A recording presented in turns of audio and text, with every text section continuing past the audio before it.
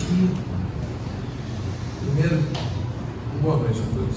É bom estar aqui com vocês mais uma vez nessa nossa semana teológica, que já foi bênção sobre a minha vida. Eu acredito que, se você esteve aqui em outros momentos, também já foi bênção sobre a sua vida, cresceu, cooperou com a sua edificação.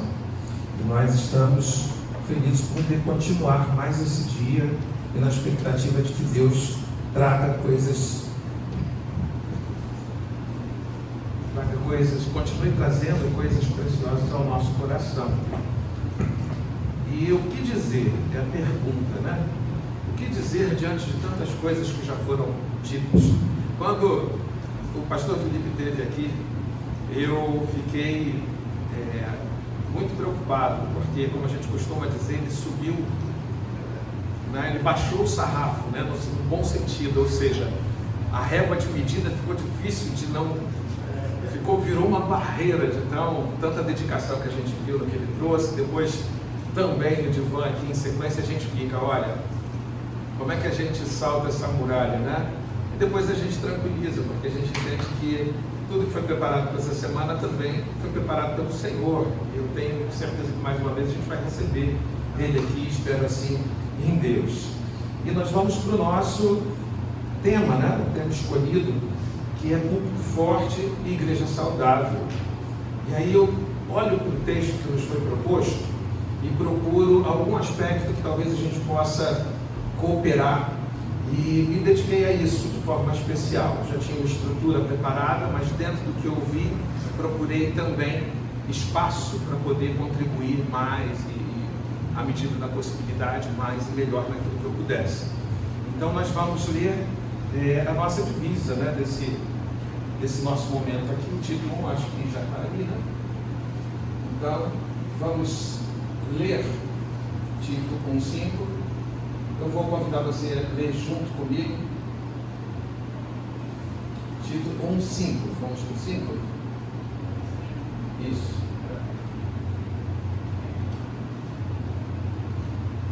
1:5.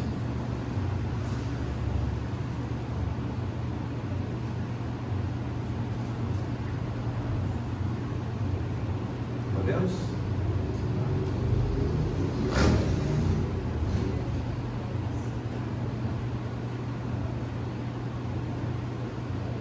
Enquanto isso eu vou lendo, depois nós lemos juntos. Diz assim: por esta causa te deixei em Creta, para que pusesses em boa ordem as coisas que ainda restam, e de cidade em cidade estabelecesses presbíteros, como já te mandei. Vamos ver se a gente consegue ler junto, mas se não, você acompanhou aí. E nós vemos aqui o propósito desse envio de Tito. Primeiro, Paulo inicia aquele trabalho conjuntamente com ele. E nós vemos a dedicação de Paulo em todos os lugares por onde passou, de não executar nenhuma obra que fosse frívola, né? Nenhuma obra que se esmaecesse com o tempo no que dependia da sua dedicação. E a gente já começa uma grande lição com a motivação clara que a gente vê apresentada aqui. Tudo que nós nos envolvemos precisa estar impregnado de disposição de continuidade. Todos aqueles que ocupam o púlpito, e sobretudo aqueles que ocupam o púlpito em uma igreja local, eles têm que trazer isso, e isso precisa ser algo percebido de tão presente no seu coração.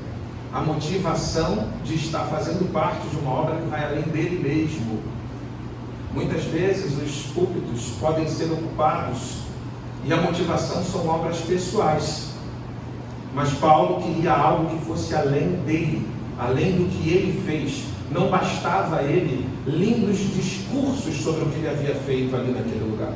Ele também se esmerou em que aquilo tivesse continuidade e que o que viesse após ele fosse saudável. E com isso a gente vai descobrir que o púlpito não é um púlpito, ou não deve ser, ou não pode ser só imediatista. Ele não deve se preocupar tão somente com as dificuldades presentes na vida da igreja ou na vida daqueles que são a audiência. Mas ele precisa ir muito além disso. É preciso que o pregador entenda a grandeza da sua missão e o quanto ela é capaz de ir muito além de si mesmo, e o quanto ele deve estar também envolvido nesse processo. Então, na verdade, Tito é continuidade daquilo que Paulo desejou em seu coração. Na sua impossibilidade de permanecer ali, ele envia Tito. E Tito, com uma função clara: procurar pessoas e encontrar nessas pessoas algumas características que ele deixou elencadas. Ele deixou listadas. O interessante é que a gente vai ver Paulo falando a Timóteo, e a gente vai ver o quanto as orientações se comunicam, a ponto de que, se nós escolhêssemos uma ou outra, não passaria nenhum ponto sem ser observado. Mas nós estamos tratando a partir desse texto que Paulo escreve a Tito, então nós vamos ver aqui sobre isso, através dessa carta. E eu peço que já liberem ali a projeção, para que vocês possam acompanhar comigo. O que Paulo ordenou para que púlpitos fortes fossem estabelecidos na ilha de Creta. O que ele ordenou? A gente deve estar preocupado com isso, porque a gente quer aprender com essa disposição do coração do Paulo, e que a gente vai ver se tornando realidade na prática de Tito. Porque o que Tito fez naquela ilha tem reflexo até estes dias. Se a gente for buscar informação sobre a ilha de Creta, a gente vai entender que ela resistiu a algumas tempestades que outros lugares não resistiram. Ela foi tomada no Império Otomano, mas ela conseguiu se reerguer contra isso e voltou a ser novamente um lugar onde os cristãos são predominantes. E essa é uma experiência que poucos lugares viveram, que uma perspectiva islamista chegou e que isso conseguiu ser revertido. Então, o que Tito plantou ali merece sim a nossa atenção, porque trazem reflexos sobre a história de Creta até hoje. E aí a gente vai ver nessas recomendações os deveres que teriam que ter, ou melhor, as características que deveriam ser encontradas nesses ministros que Paulo ordena a Tito que vá procurar formar ali para aquelas cidades. E ele diz então, a partir do versículo que nós vemos: alguém que seja irrepreensível, marido de uma só mulher, que tenha filhos crentes, que não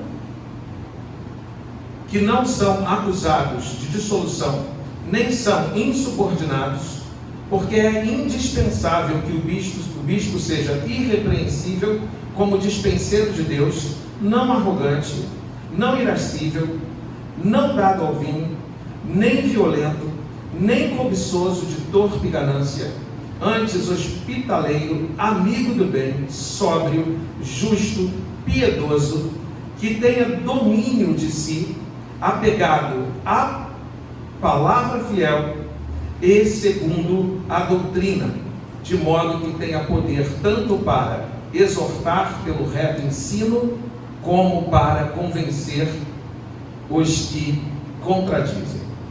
E aí, se a gente pegar a ordem em que Paulo apresenta os seus conselhos, eu creio que seria muito bom, porque não há de se esperar que alguém, quando está dando uma lista de conselhos, não leve em consideração a ordem que decide apresentá-los. E do mesmo jeito, quando ele faz um pedido semelhante a Timóteo, lá em 2 Timóteo 2, a partir dali, ele também elenca de forma parecida o que deveria ser procurado naqueles homens que Tito procuraria.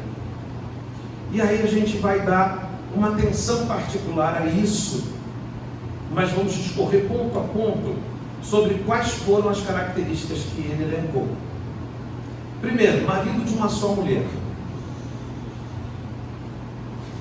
Deus prezando pela monogamia, Deus prezando pela pureza moral dentro do ambiente familiar. Eu vou ser bem sucinto nesses aspectos, porque quero me deter mais sobre um.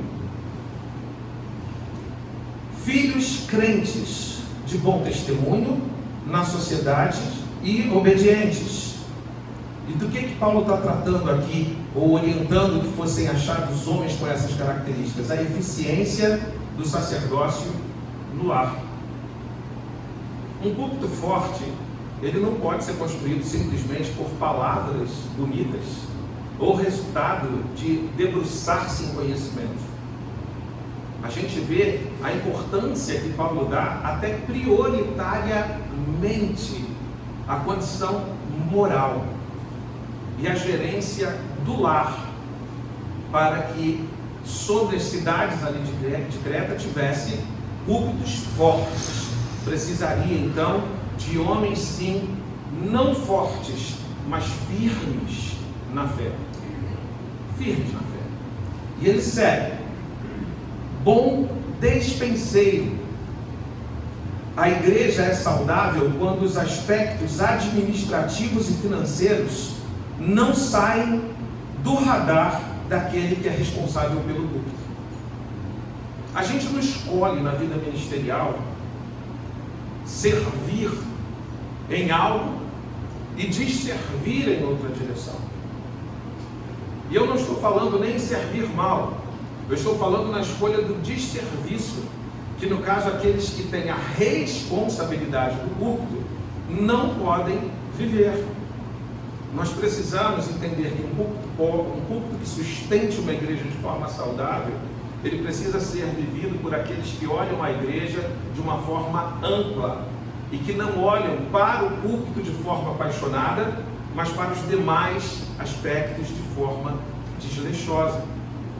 Então Paulo quer alguém que governe bem administrativamente também a sua vida e a sua casa, porque essa deverá ser a sua preocupação.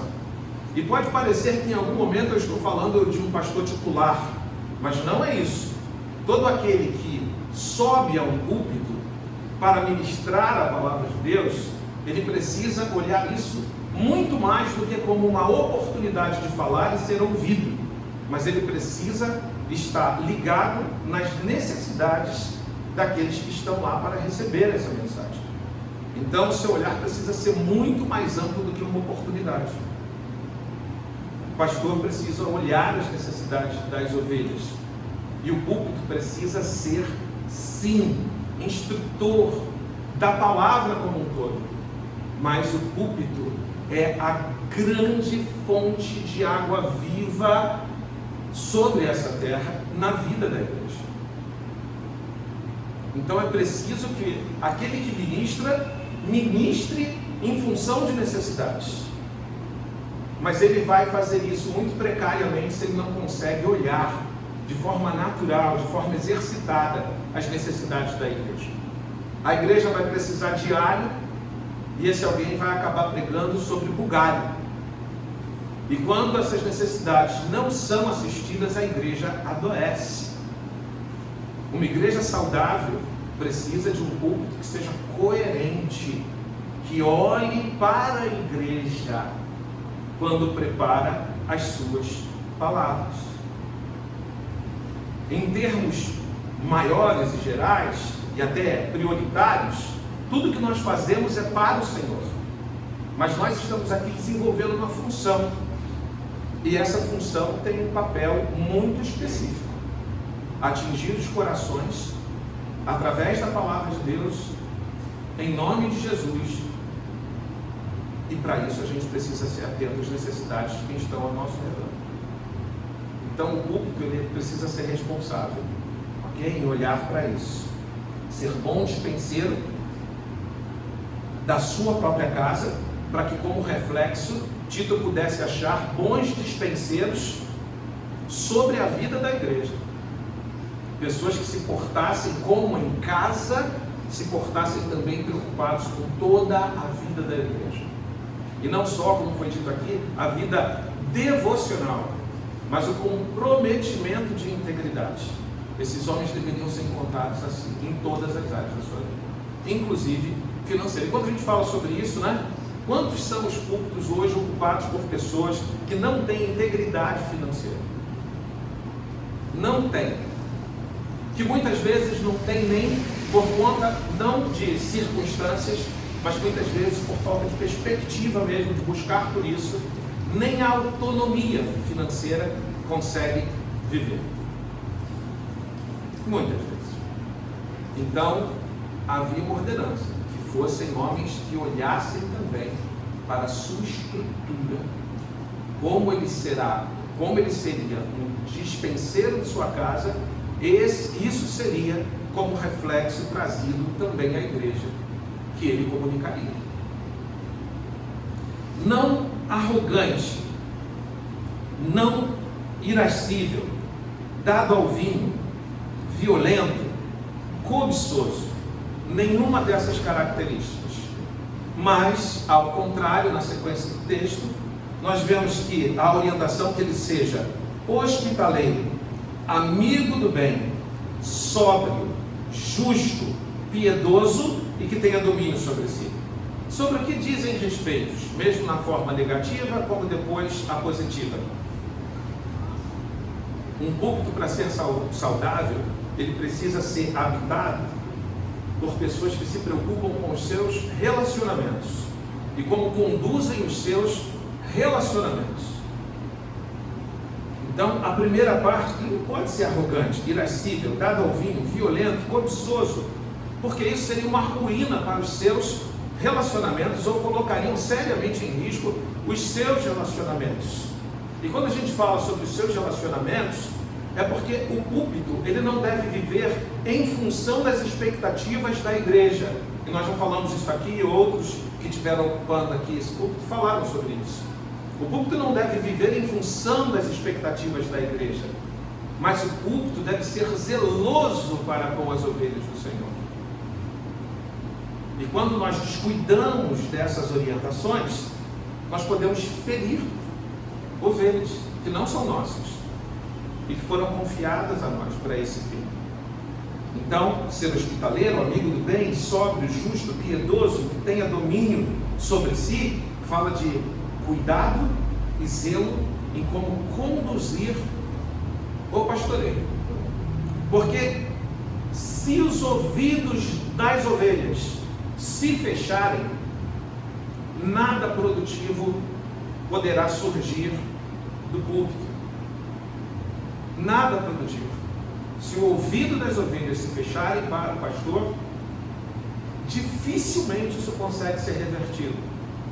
E eu estou citando agora como experiência mesmo, né? De convivência com pastores. Dificilmente. Se você perder o ouvido da ovelha, dificilmente você consegue reverter essa condição.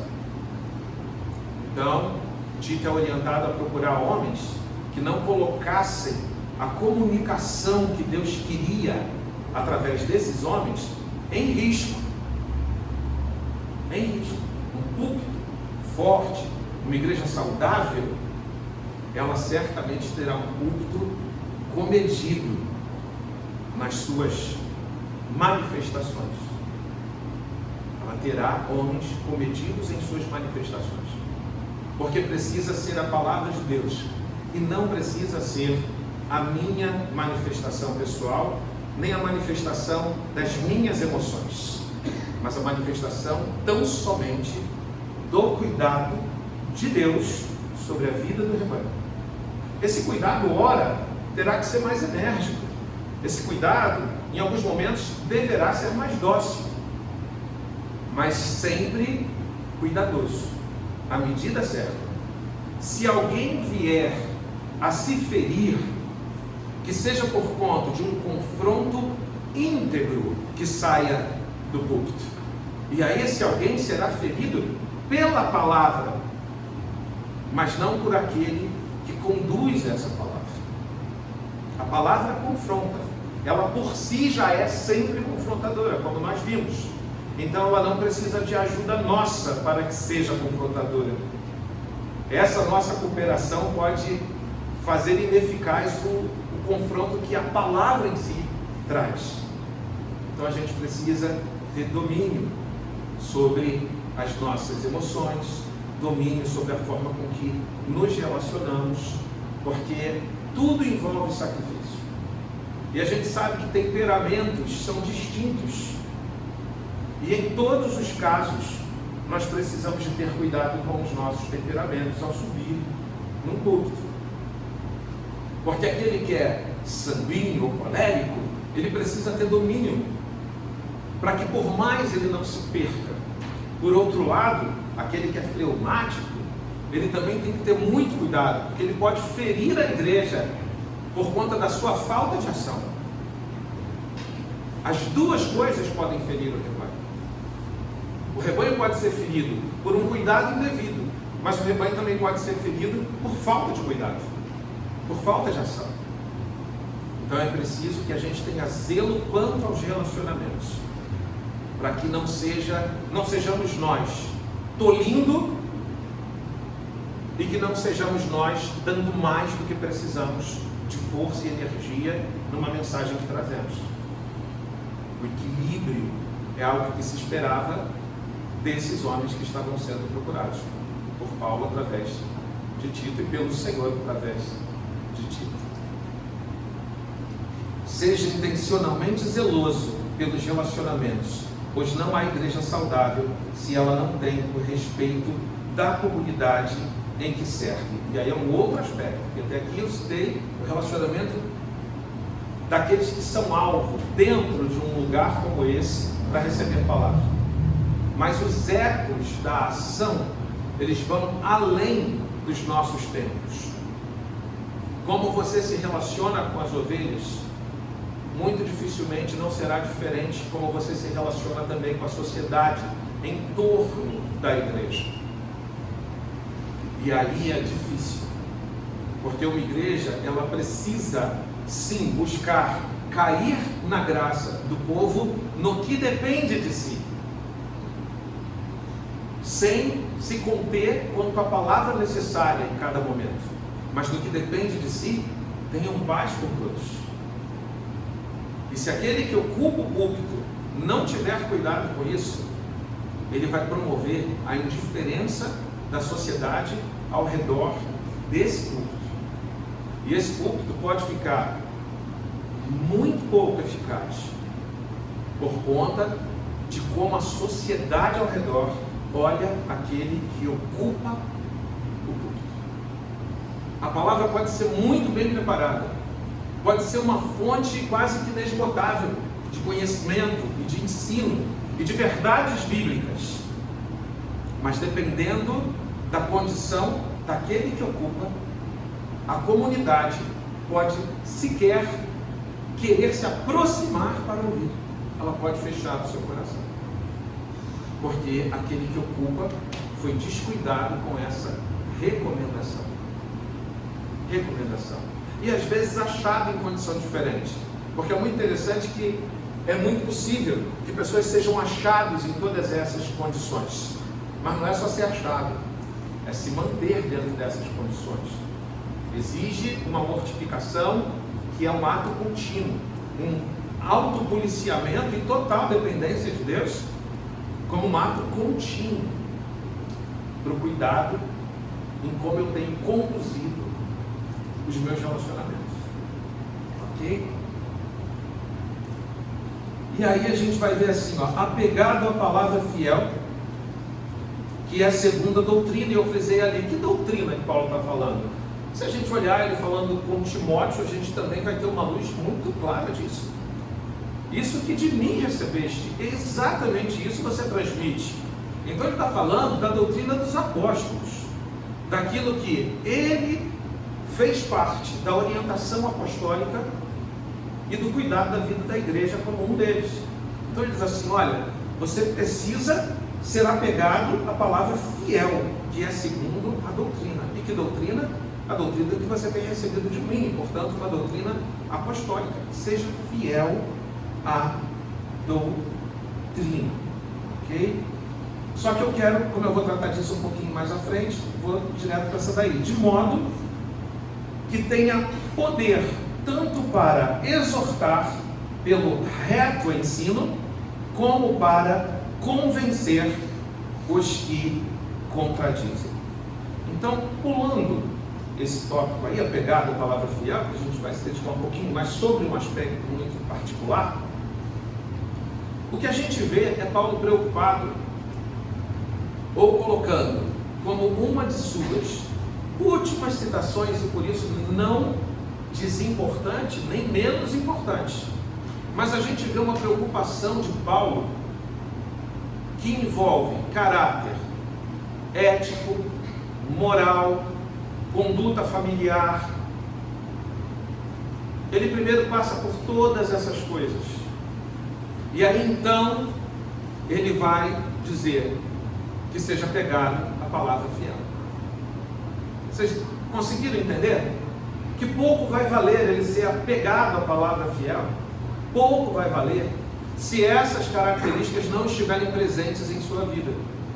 Pastores erram, nós não somos perfeitos, isso já foi falado e repetido aqui, mas há uma diferença entre errarmos e há uma diferença para a realidade de não nos despertarmos para lutar contra aquilo que pode ser um impedimento para o atingimento mais eficaz do Evangelho que nós trazemos a partir da palavra. Então nós precisamos fazer, sim, juízo a cada dia, porque uma coisa não convive de forma produtiva sem a outra. Primeiro, não convive de forma produtiva sem a outra na vida daquele que expõe a palavra, porque você pode falar verdades celestiais e ainda assim não ser aprovado pelo Pai Celeste. E depois sobre a vida da igreja, porque você pode falar palavras maravilhosas e você pode deixar de falar essas palavras com as atitudes ou com a ausência das atitudes, e aí não tem púlpito saudável. E mais do que isso, né? A gente pode ainda ir além. Você pode falar palavras maravilhosas e fiéis às Escrituras, mas você pode ter uma comunidade, uma coletividade ao redor de onde você atua, que não queira ouvir essas palavras por conta do transmissor, daquele que está falando. E aí, ao invés de ser um canal de bênção e de vida, você pode se tornar um canal de morte por falta de zelo com todas essas situações, embora tenha tido um profundo zelo com as escrituras. É aquela história, né? Um vínculo com o Senhor, com a palavra, é vital, mas sem um vínculo com o Senhor da palavra é mortal. É mortal. Então Paulo se preocupou, ele elencou todas essas coisas. Todas essas coisas. E ao final diz assim: apegado à lei, apegado à palavra, apegado às Escrituras. Então a gente vai ver que não é, volto a dizer, não é a desimportância, mas Paulo estava zeloso pela eficácia daquilo que talvez seja o mais importante, e é o mais importante em toda essa orientação. O mais importante é a palavra, e ele está zelando, mas ele não tem o poder de zelar pela palavra se não começar pelo zelo com a sua própria vida. Ele não tem essa condição. Quando Paulo vai orientar o zelo sobre si mesmo, cuida de ti mesmo. Por que cuida de ti mesmo? Porque se não cuidarmos de nós, a nossa palavra perde a eficácia, por mais rica que seja. E agora eu quero voltar a esse ponto, o apegado. Vamos ler aqui primeiro. A preocupação de Paulo era homens fiéis e idôneos. Vemos isso na fala de Paulo a Timóteo, que é um paralelo a essa mesma conclamação. Então a gente pode entender algumas coisas desse texto a partir do outro, pela similaridade, não só uma similaridade textual, mas uma similaridade de propósito. Ok? Então não estou ousando em um outro texto que não tenha nenhum correlato com esse, para a gente só entender qual era a perspectiva. A preocupação de Paulo era homens fiéis e idôneos. Nós vemos isso na fala de Paulo a Timóteo. A idoneidade serve à fidelidade. Ela não vem primeiro, a idoneidade. Quem vem primeiro é a fidelidade. Homens que sejam fiéis e idôneos. Vamos pegar de novo. A gente de novo se deter na mesma situação. Você está dando conselhos importantes. Até de forma natural você vai elencar de forma importante. Você vai listar de forma que essa lista seja observada. Não é mais ou menos assim? Você daria uma receita de bolo em que você diz assim, ao tirar o bolo, coloque na geladeira. Você começa uma receita assim? De forma alguma, né? E separe os ingredientes. Os ingredientes são esses e esses. Não é assim? Agora, faça isso com tais ingredientes. O resto você reserve até a hora tal. E você vai seguir essa receita e você vai ter um bom bolo. E normal que qualquer um que transmita essa receita de forma competente faça assim. Então a gente precisa entender que são homens fiéis e idôneos, não são homens idôneos e fiéis. Na mente de Paulo, a prioridade é a fidelidade, não é a idoneidade. Embora ela seja importante, o que vem primeiro em seu coração, a partir do texto que a gente leu em Tito, e aí também em Timóteo, em 2 Timóteo, carta a Timóteo 2, a partir do 2, ele está priorizando isso. Fidelidade e idoneidade. E idoneidade é um termo que às vezes a gente confunde, né? Na língua popular a gente confunde muito. Idoneidade eu já nem sei o que é de verdade, o que eu confundia, mas eu já confundi muito. Agora eu já não lembro com que eu confundi o termo. Mas idoneidade é capacidade de executar algo. Que isso é idoneidade, alguém é capaz. Então ele está falando que sejam fiéis, homens que sejam fiéis e que sejam capazes. Mas deixa eu falar uma coisa para você. Alguém que é fiel, não tenha dúvida, se debruçará em se tornar cada vez mais capaz. Alguém que é fiel, se debruçará em se tornar cada vez mais capaz. Se o pregador for de fato fiel ao Senhor, amar a palavra será uma condição normal na vida desse pregador, porque ele é fiel. E ele quer conhecer o seu Senhor. Ele quer melhor servir ao seu Senhor. Mas nem sempre alguém que seja capaz se debruça a fidelidade. Aliás, um erro comumente recorrente na vida de tantas igrejas locais. Escolher para ocupar o púlpito homens que sejam muito capacitados, mas não necessariamente fiéis.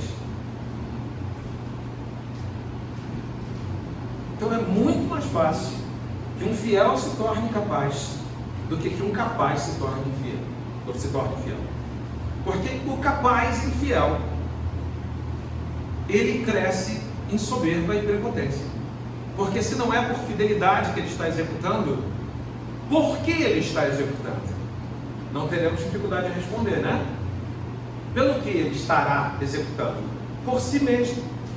Se ele não executa por fidelidade, ele executa por si. Então a tendência é que esse coração, diante da oportunidade de púlpito, se torne cada vez mais prepotente e arrogante, de forma condenável pelo texto que nós lemos em Tito. Porque ele é capaz, mas não necessariamente fiel. Entendeu por que a lista, tanto em um quanto o outro, vai primeiro para aspectos morais, vai primeiro para a testificação da vida, para depois tocar na palavra? Porque Deus não quer confiar o púlpito a qualquer um. Não quer.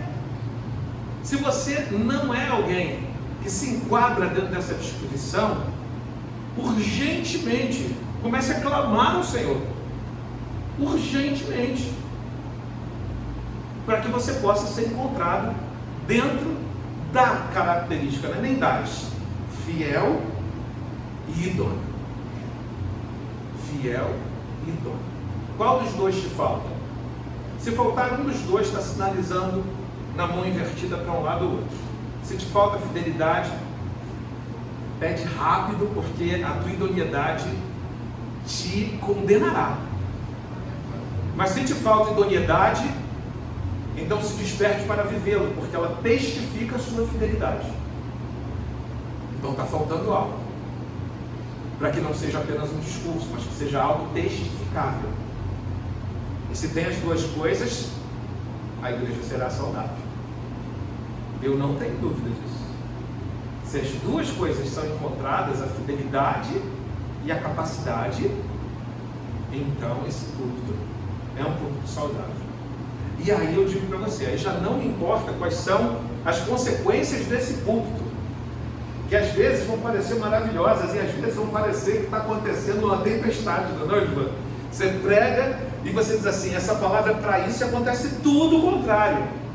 Mas Deus estará no governo, porque essa mensagem foi resultado de fidelidade e de dedicação, de capacidade. E a gente faz o que a gente foi chamado a fazer, e Deus faz o que só Ele pode fazer. Deus faz o que só Ele pode fazer. Contextualizando sobre o ensino da época, para falar sobre esse apego a fiel, a palavra fiel, perdão, que é a segunda doutrina e que frisei aqui dos apóstolos. Vamos tentar contextualizar qual era a realidade dali. A realidade ali em Creta não era diferente da região da Galácia, onde Paulo enfrentava duros combates com aqueles que vieram do judaísmo. Se a gente estudar a história da ilha, eram presentes um número significativo de judeus desde a época de que saíram por conta da perseguição em Roma, já era presente naquela ilha. Paulo preferia isso, não é? Ele fazia o caminho onde pudesse encontrar os cristãos, para que ali fossem cooperadores com aquilo, os judeus, né, que fugiram, os cristãos judeus, que fugiram de Roma e encontravam ali, fugiram de Jerusalém, que encontravam nesses lugares mais remotos alguma possibilidade de sobrevida, onde a perseguição era menor.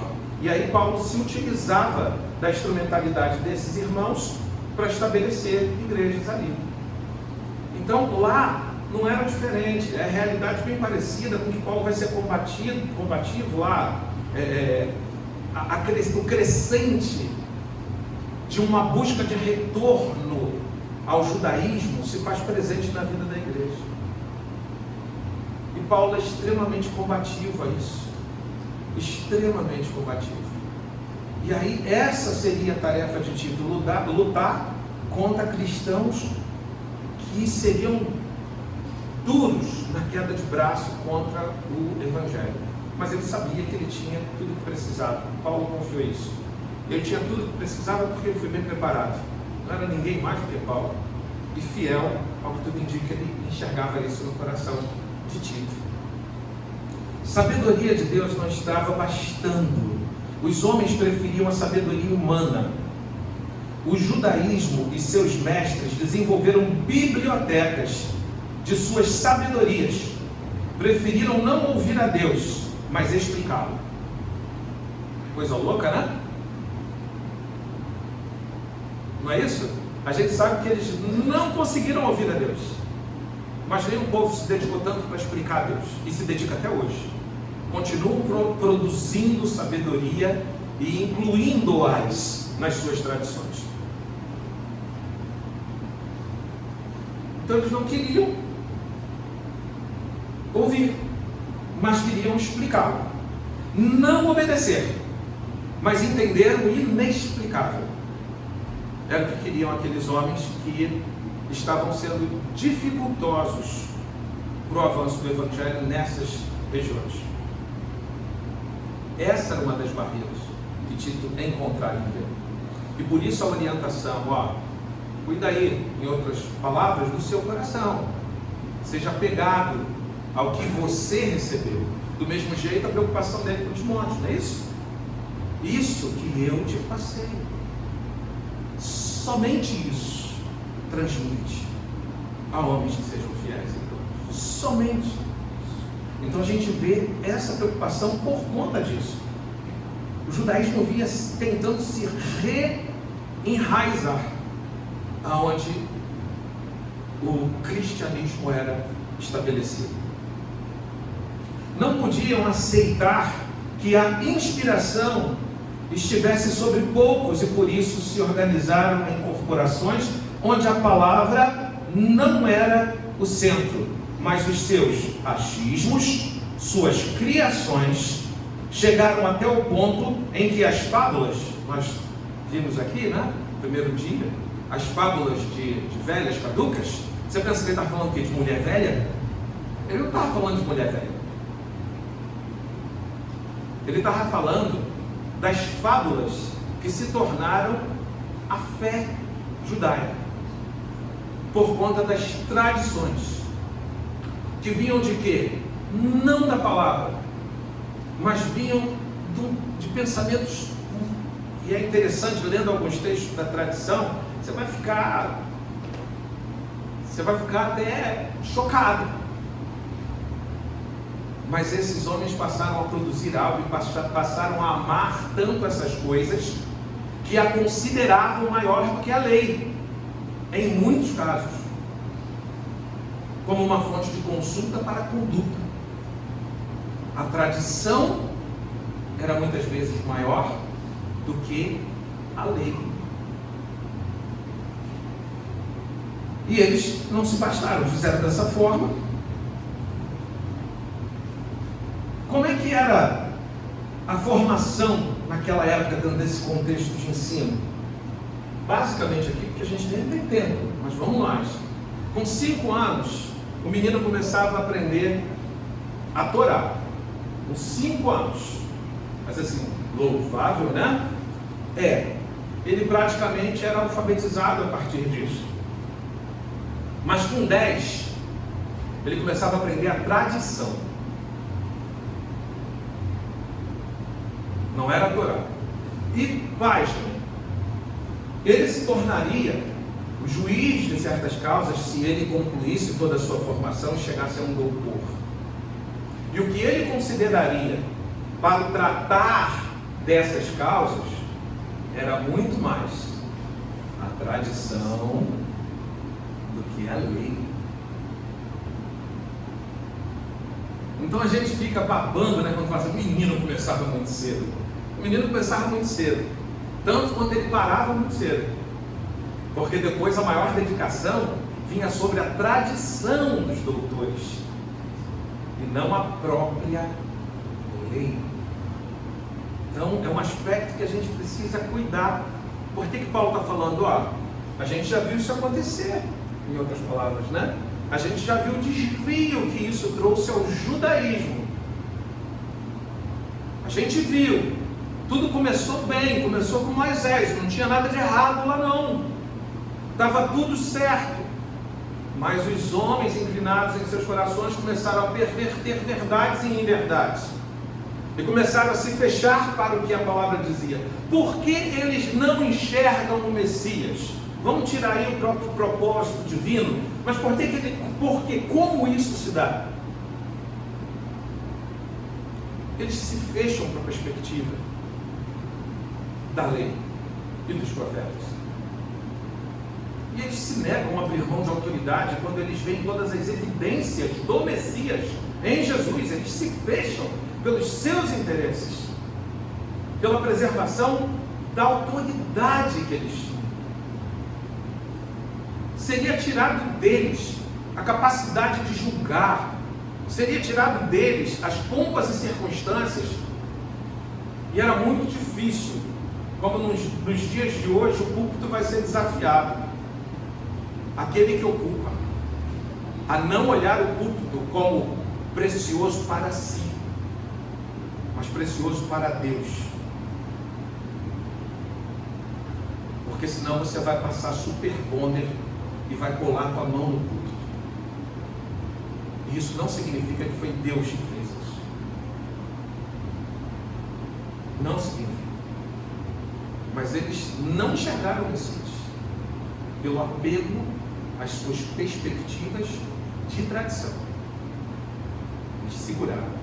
Embora Jesus tivesse cumprido até algumas perspectivas que eles mesmos tinham estabelecido, mas grudaram. E aí o menino ia galgando na sua formação até que ele chegava aos 40 anos. Quando ele chegava aos 40 anos, ele podia ser tido ou ser ordenado como um doutor da lei. Quando ele se tornava um doutor da lei, ele podia agora incorporar à tradição também os seus entendimentos. A tradição ficou um negócio sem fim, né? As sinagogas produziam tradição e livros de tradição. E assim, Jesus, o que confrontou nas autoridades religiosas não foi a Torá, mas as inserções literárias, as compreensões particulares que os homens fizeram na palavra de Deus. Se tivessem enxergado o Messias, teriam feito a interpretação correta. Sem enxergar o Messias, nunca se conduziriam para a interpretação correta das Escrituras. Então o problema não estava nas Escrituras em si, mas no entendimento que consolidaram sobre ela. A isso Jesus foi combativo. O que nós falamos? Não, vim trazer um entendimento melhor. Ou seja, o entendimento de vocês não é muito legal, não. Eu vim trazer um entendimento melhor para vocês. Espera aí. É isso que deveria ser compreendido, mas vocês não compreendem. Situações simples, ok? Vou acelerar um processo rápido aqui. O que Paulo queria de que seus filhos aprendessem e ensinassem? Conhecimento deve produzir sabedoria. E a sabedoria de Paulo e de Tito deveria ser resistir ao imeditismo. Sabe o que é isso? Querer falar coisas novas. O púlpito parece um despertador para isso, gente. É sério. Sabe? Ele seduz a gente para chegar aqui e falar coisas novas. Mas o púlpito não deve ser cheio de coisas inéditas. Se você ouve de um púlpito uma coisa, e você volta ali, daqui a 10 anos o púlpito está falando a mesma coisa, louve ao Senhor se isso é coisa da palavra.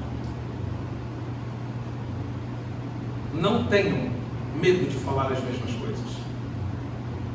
Tenham orgulho por não se desviar das mesmas coisas. De não cederem à sedução de que o púlpito seja um lugar de coisas inéditas a cada vez. Não cedam isso. O estudo mais complexo precisa resultar na pregação mais simples. Entendeu? O estudo mais complexo precisa redundar, acho que seria a melhor palavra, na pregação mais simples. A gente não estuda para deixar de ser simples. A gente estuda para aprender a ser simples. Cada vez mais. Porque com o melhor entendimento, a gente pode viver com mais segurança a experiência do púlpito e torná-lo mais simples, com segurança. Porque o Evangelho, eu sempre costumo dizer isso, é simples. E se o Evangelho não for simples, não é o Evangelho de Jesus.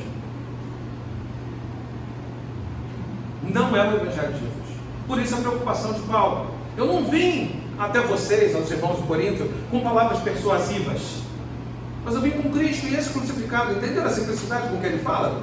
O Cristo é esse crucificado. Eu não vim. Então o conhecimento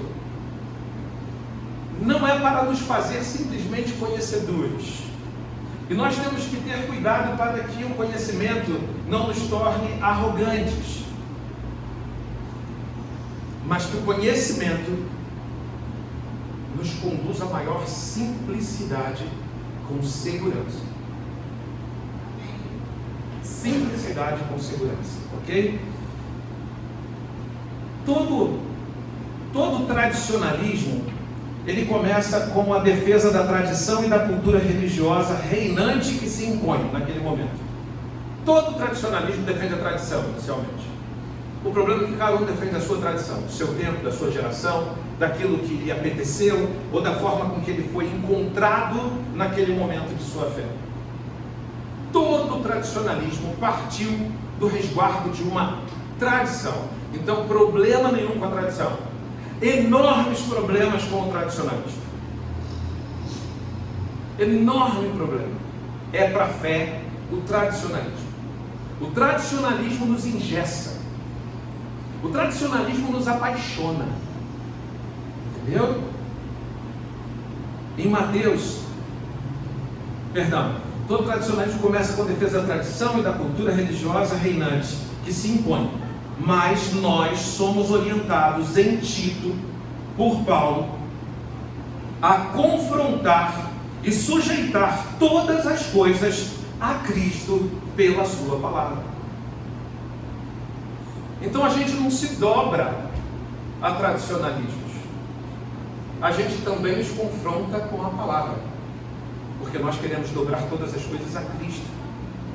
E nós não queremos reproduzir os exemplos daqueles que foram contra a fé por conta das suas tradições. E Tito está sendo alertado a isso e procurar homens comprometidos com isso, a olhar a palavra apostólica e não se dobrar a nenhuma outra palavra. Nenhuma linda que estivesse rolando por 2000 anos, ou se estivesse rolando por 5 dias. Tempo de casa de uma perspectiva não a faz bíblica. Tempo de casa não faz de uma perspectiva bíblica a palavra de Deus. A palavra de Deus é a palavra de Deus. E se a tradição ocupa lugar, ou conflita, ou briga com a palavra, quem cai? Quem deve? A tradição ou o tradicionalismo? Porque a palavra é o que nós buscamos. Você pode dizer amém? Não é isso? É a palavra que nós buscamos. E aí, em Mateus 16, 19, nós vemos a destituição da autoridade rabínica para julgar, né? Jesus diz para aqueles irmãos, quando eles declaram que ele é o Filho de Deus, o Filho de Deus vivo, quando Pedro pronuncia isso, ele diz: olha, a partir de agora, que vocês ligarem, estará ligado, que vocês desligarem, estará desligado. Era destituição da autoridade rabínica sobre a vida dos santos. Agora eles tinham outra lei, ou outra perspectiva sobre ela, que Jesus havia trazido. Será que nós temos o entusiasmo de combater os tradicionalismos que tentam, que tentaram, que tentam e que tentarão se colocar como base da Igreja de Cristo no lugar da palavra apostólica? Será que você olha para você e vê esse entusiasmo? Porque você acha que esses combates eles foram só para aqueles tempos? E que hoje nós não temos lutas para travar nesse aspecto? É uma das coisas que mais adultera a palavra de Deus. São as nossas perspectivas tradicionalistas. A gente vai na palavra de Deus até muitos lugares. Quando bate com o nosso tradicionalismo, acabou. Acabou a conversa, acabou o diálogo, acabou tudo. Porque bateu com a nossa perspectiva tradicionalista. Aquela luta ainda é a luta. E homens de Deus precisam ser forjados nessa forja. E para a nossa reflexão, coloquei apelo aqui, só para falar do apelo, né? Apelo não, né, irmão? Isso aí é só tradicionalismo, né? Por favor, apelo. A gente pode usar como termo técnico na aula de homilia, mas pelo amor de Deus, o oferecimento da oportunidade não pode ser um apelo. Não oferecemos qualquer coisa. Não oferecemos qualquer coisa. Seria mais no momento de dar a oportunidade a você, né? Quero dar a oportunidade, não quero apelar, né? E aí a reflexão que eu quero nesse momento de dar a oportunidade de reflexão é para Paulo. Lê aí. Vamos lá, por favor, vai avançando. Para Paulo, o mais importante do que adquirir conhecimento foi saber distanciar de muitos deles em sua carreira de fé e se apegar à palavra. Deu para entender? Paulo foi criado aos pés de Gamaliel. Falava línguas como nenhum dos que se dispunham a isso. Mas ele considerava todo o conhecimento como esterco diante do conhecimento de Cristo Jesus. Conheceu Jesus. Ele teve de fazer escolhas. Não se torne caçador de palavras, nem se tornem escravos dos que as produzem. Vivam pela palavra e refutem os achismos e especulações, ainda que sejam plenamente aceitos. Ainda que sejam plenamente aceitos. Não é porque todo mundo entende que a luz da palavra eu tenho que entender. Não é porque algo reina há séculos que, não encontrando fundamento na palavra, em minha vida isso deve ser sustentado. Tito procurava homens que entendiam isso, que tinham que romper com os seus entendimentos, que não encontravam respaldo na palavra apostólica. Então tem hora que a gente vai atrás do conhecimento e tem hora que a gente tem que fazer filtro do conhecimento que recebemos. Filtro. Conhecimento virão inúmeros sobre a vida de vocês. Alguns só serão úteis para que vocês os conheçam, mas não para que vocês os assimilem para a vida. Vocês são de Cristo. Para finalizar, eu quero dar um exemplo. E graças a Deus o seminário zela por isso. Vocês não são nem de Calvino e nem vocês são de Armínio. Vocês são de Cristo e a base da vida de vocês é a palavra de Deus. Se aspectos de Calvino se identificam com o que você enxerga, amém, porque a tua base é a palavra. Se aspectos de Calvino você entende e na palavra o seu coração se apega e não em Armínio, então abrace esse entendimento. Nós não estamos produzindo discípulos para nenhum grande teólogo, mas para Cristo. Então tenham um encontro com o conhecimento, mas tenham o zelo de se afastar também deles nos momentos que isso se faz importante. A palavra vem primeiro. Não seguimos a outro, só seguimos a Cristo. Amém? Pergunta, tem tempo ainda?